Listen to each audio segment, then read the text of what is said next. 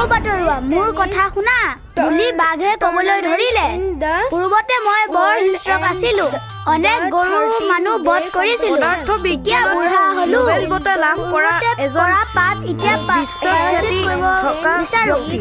এটা শুনাচোন বতৰুৱা তুমি মোলৈ ভয় কৰিব নালাগে যিহেতু মই বিদ্য হলো কি কেলে কেলে খন কৈ থাক অকমান মনে মনে পঢ়িব নোৱা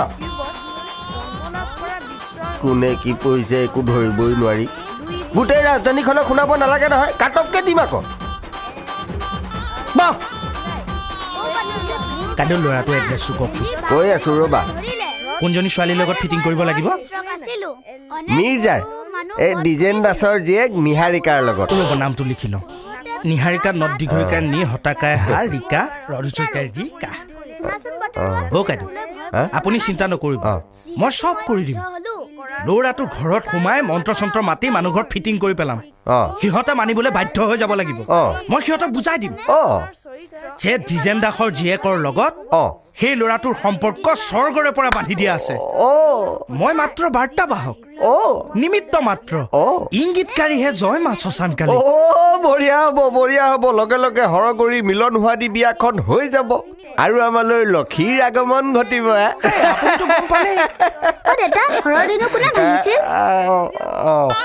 এই গোটেই দিনটো মানুহটো অঘৈ নিচিনাকে তলৌকে ঘূৰি পেলাই কাম কৰি ফুৰিছো বিজি আছো কামত মাটিৰ ঘাম মূৰত পেলাই পেলাই ঘৰৰ কাৰণে চিন্তা কৰিছো ই আকৌ আহি পেলাই সোমাওতে কৈছে বোলে হৰধনু কোনে ভাঙিল হয় পিছে হয় মই ভঙা নাই তহঁতৰ যিহে উৎপাত ডাঙৰ পোনাই ভাঙিলে চাগে মইতো সাক্ষী আছো তাতে আপুনিতো ভঙা মানুহ নহয় আপুনি যোৰা দিয়াহে চা গুণীয়েহে দেখে গুণৰ মোলা সি নাই নহয় মামা ঘৰলৈ গৈছে এই তৃতীয় পোনাই ভাঙিছে মই ভঙা নাই এই চতুৰ্থ পোনাইহে ভাঙিছে হেই মই সেইটো সোধা নাই নহয় সীতাৰ স্বয়ম্বৰৰ ধেনু কোনে ভাঙিছিল সেইটোহে সুধিছো সেইখন ধেনুৰ কথা সুধিছো আচ্ছা এই কি কোৱা হে চালিয়া সেইখন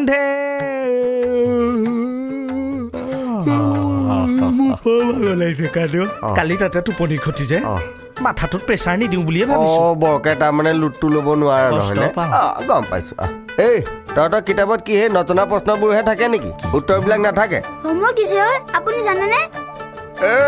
কেতিয়াবা ঘৰটোকে ভাঙি পেলাম বাপেকে চিনি পোৱা নাই না रहेगा হোম না रहेगा ৱৰ্ক হৰধনু কোনে ভাঙিলে হৰধনু তোৰ ভাঙিছিলে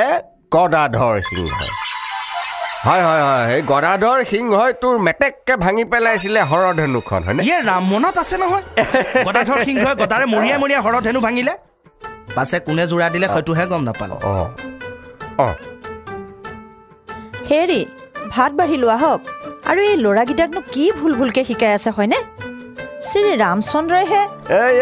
নাই মই নেজানো বুলি ভাবিছ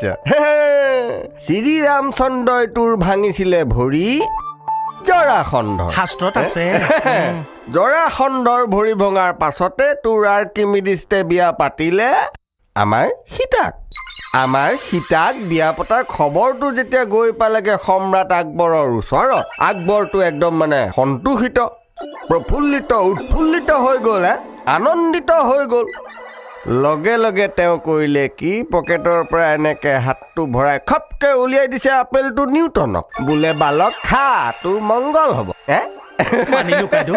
মানিলো কিন্তু আপোনাক দেখিলে ইমান জনা মানুহ যেন নালাগে কাইদেউ দেখিছানে বাৰু তথাপিতো কিন্তু মোৰ অহংকাৰ নাই হয়নে কিন্তু এইকেইটা যে কাৰ পাপ আহি পেলাই মোৰ ঘৰত সোমালে নহয় কি চাই আছ হ'ব আহক ভাত খাওঁকি দ্বিতীয় পোনা হৰধনু শ্ৰী ৰামচন্দ্ৰই ভাঙিছিল লিখ নাই তই কিন্তু দিনক দিনে বেছ টেলেণ্টেড গাৰ্ল হৈ গৈ আছ আকৌ দেই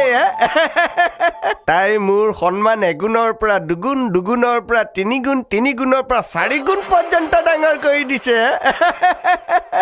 মই IQ টেষ্ট ল'লেই তাই পাছ কৰে ব'লা চালিয়া ভাত মুঠি খাই ল'বা হয়নে চাউলৰ যিহে দাম হয়নে না ব'লা জয় মা শশানকালী কেনি আছে ভাতৰ থালি প্ৰথমতে বাহিৰতে আছে পানী হাত দুখন লোৱা পখালি ময়ে দিওঁ নেকি ঢালি নালাগে বলক জয় মা শশানকালী